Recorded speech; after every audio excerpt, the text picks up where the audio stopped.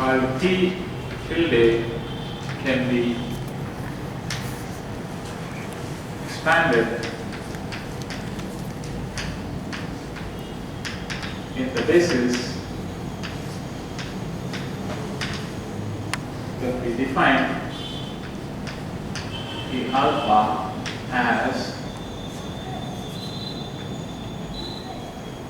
P tilde is equal to P alpha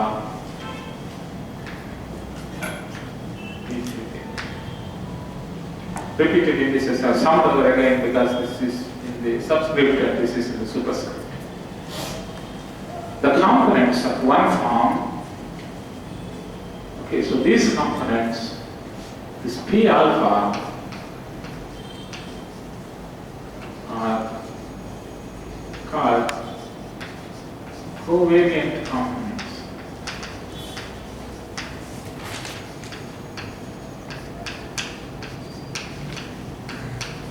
Of one form.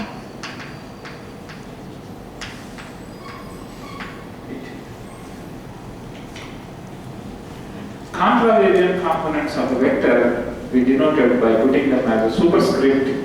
Covariant components of the one form we are denoting by writing them as a subscript. So in many textbooks you say that you write it as a contravariant vector and covariant vector. They don't distinguish between one form and a vector because within they complete the chapter, the distinction is not required. In many mathematical physics books you will see that they don't make this distinction. That is simply because they will not go to covered space times and hence it is not required for them. So if you write it as I have a vector whose covariant components are written with the subscript and contravariant are written with the superscript, that is enough. Mostly in special theory of relativity you will see that you write covariant vector, contravariant vector. You don't differentiate, one is a vector and other is one is in vector space, other is in the dual space. That distinction is not required because dual space is same as the vector space. But strictly speaking, if you want to later learn, please also do not understand that I am going to do general theory of relativity today. I am also not going to do it. But this language will be useful if you learn it sometime in general theory of relativity.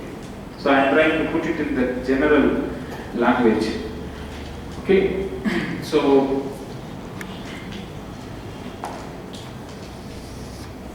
this is covariant components of one. Now, so far what we have discussed, that if you have a vector and a one form, you can get a scalar. But you can ask a question, if I have two vectors, will I get a scalar? Okay? So, that question we can answer. But before that, let me just define what is called a tensor.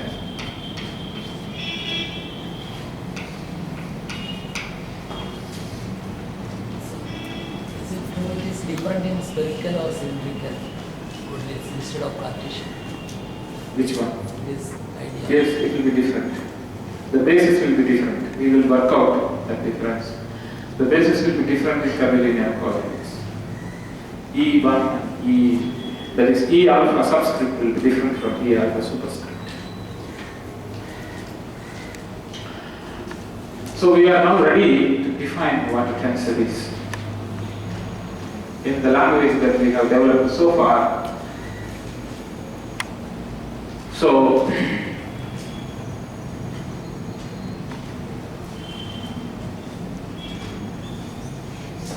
a scalar value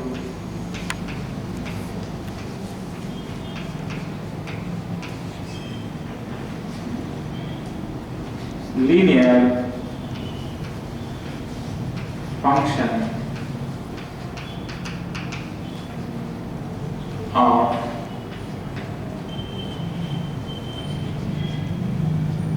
m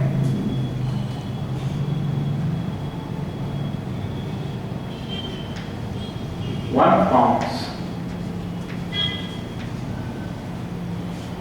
and n vectors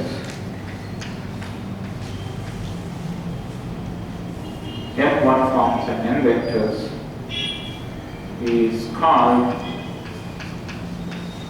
a tensor of rank. You can call it as m comma n, but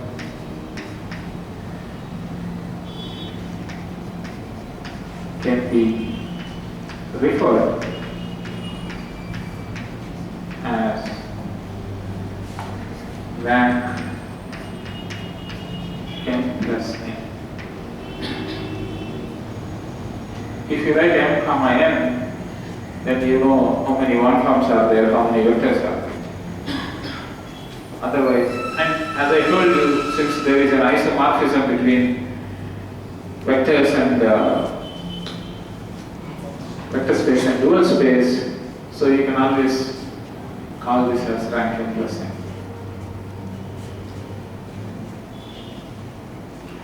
So that means tensor is like a box where you will get m one forms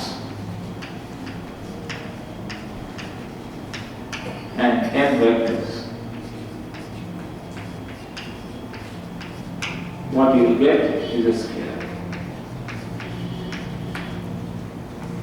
And when I say it's a linear function, it is linear in every variable. It's linear in n one form, it's linear in every vector, it's linear in every one form.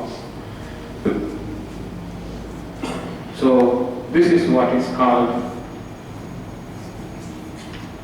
a tensor of rank